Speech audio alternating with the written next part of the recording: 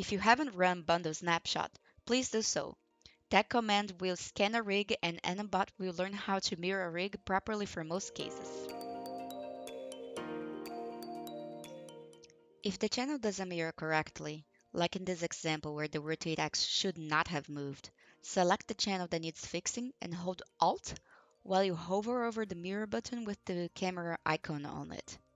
Once the little camera turns into a band-aid, click on it. That's how you fix the channel. You can find this file inside of animbot data folder. If you accidentally overwrite this file by using the snapshot bundle, I just did that and lost all my previous work. Now you know where to find the older version.